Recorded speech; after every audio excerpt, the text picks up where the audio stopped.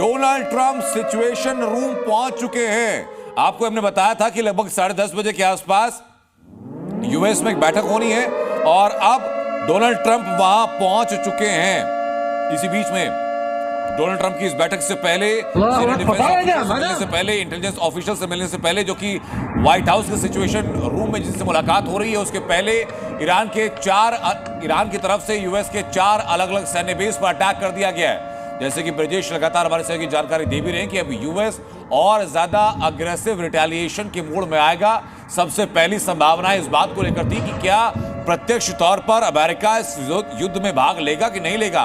B-2 bombers के इस्तेमाल को लेकर के संभावनाएं बहुत मजबूत नहीं जताई जा रही थी और वो भी B-2 बॉम्बर्स का इस्तेमाल उस वक्त पे हुआ था जबकि यूएस ने कहा था कि हम लगभग 2 हफ्ते तक का वक्त ले सकते हैं इस बारे में फैसला लेने के लिए कि हमें आगे नेक्स्ट स्टेप हमारा क्या होने वाला है। लेकिन उसके चंद घंटों के बाद एक खबर आ गई कि B-2 बॉम्बर्स का इस्तेमाल कर दिया गया है। B-2 बॉम्बर्स का इस्तेमाल करने के लिए 32 घंटे की सीधा उड़ान भरी थी उन एयरक्राफ्ट्स ने और अब ये तस्वीर सामने आ चुकी है।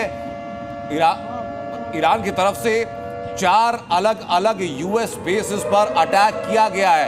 आपको अपडेट हमने बताई कि कतर में, बहरीन में, इराक में इन एयरबेस पर हमला किया गया और कतर के एयर डिफेंस सिस्टम कतर में फिलहाल एक्टिव कर दिए गए हैं। अपडेट फिलहाल यह भी है कि ईरान की तरफ से 10 बैलिस्टिक मिसाइल का इस्तेमाल किया गया है। अल उदीद जो यूएस बेस है उसको डिस्ट्रॉय करने के लिए बैलिस्टिक मिसाइल का हमला बताता है। जैसे कि ब्रजेश लगातार जानकारी दे रहे हैं, हम लगातार आपको स्टूडियो से बता रहे हैं कि बैलिस्टिक मिसाइल का इस्तेमाल करना यह बताता है कि ईरान अपने ध्येय की तरफ एक लक्ष्य एकाग्रचित होकर के बढ़ रहा है कि किसी भी प्रकार के दबाव में नहीं आना है। और अगर कल के दिन में कोई भी नेगोशिएशन की संभावनाएं बनती हैं तो उस पर आर्म ट्विस्टिंग के लिए अपनी ताकत को दिखाना बहुत जरूरी हो जाता है। इजराइल की तरफ से लगातार ये दिखाया गया कि इजराइल ने अटैकिंग मोड में इजराइल रहा ईरान के अलग अलग इलाकों में। हालांकि उत्तरी ईरान में सबसे ज्यादा वहां अटैक किया गया। अमेरिका के साथ साइमल्टेनियसली बातचीत होती रही, अपने एलाई के साथ इजराइल बात करता रहा, लेकिन ईरान ने अब जो अटैक करना शुरू किया है वो ये बता रहा है कि ईरान अपने एक सक्षम देश के तौर पर खुद को प्रोजेक्ट कर रहा है और वो किसी भी हाल में इस वॉर लाइक सिचुएशन में घुटने टेकने वाला नहीं है। ईरान ने अमेरिकी ठिकानों पर हमला किया है। युद्ध अब और भीषण होता जा रहा है और इसी बीच सैन्य ठिकानों पर हमले के बाद यूएस की तरफ से पहला बयान भी जारी कर दिया गया है। अमेरिका ने अलग अलग जगह 4 अलग अलग जगह सैन्य ठिकानों पर हुए हमले के बाद बयान जारी किया कि हमारे सैन्य ठिकानों को निशाना बनाया गया है।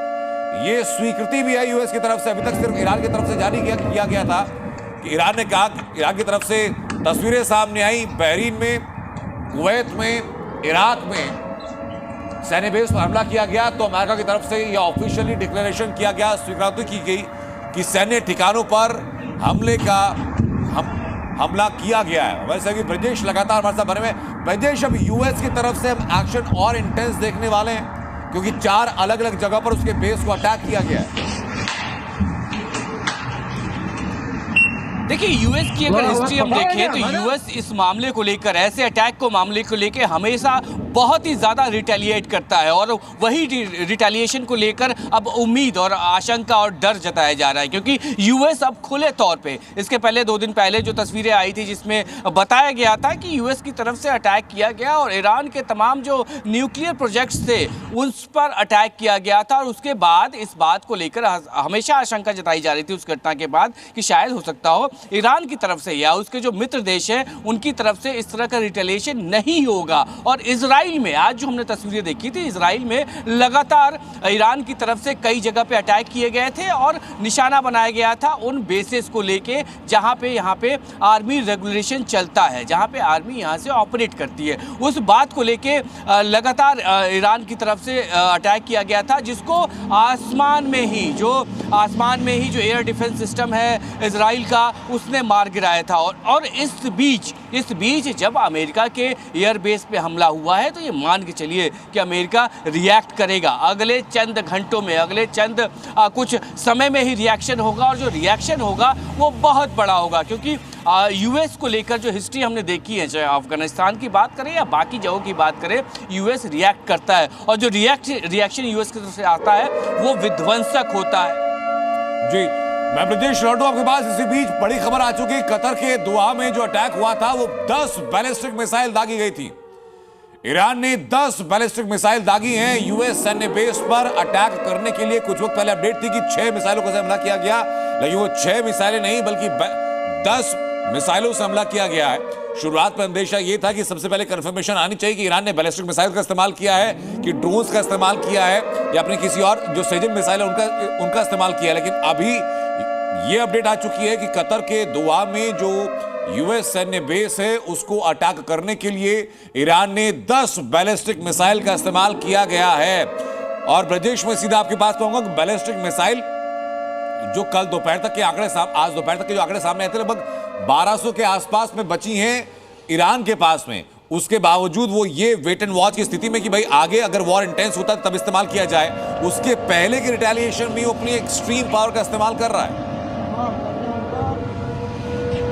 बिल्कुल, देखिए सबसे पहले मैं यहाँ पे सवाल इस बात को लेकर भी उठता है कि जो रिपोर्ट्स आती हैं या जो आ रही हैं जिसमें बताया जा रहा है कि ईरान के पास मिसाइलों की संख्या कम है, लेकिन जिस तरीके से अटैक हो रहा है, आज भी जो इजराइल पे अटैक हुआ उसमें बैलिस्टिक मिसाइलों का इस्तेमाल किया गया था, उसमें ड्रोन्स का इस्तेमाल किया गया था। और जहाँ तक जो जखीरे की हम बात कर रहे हैं ईरान के जखीरे की, तो उसमें सेजल मिसाइलें हैं।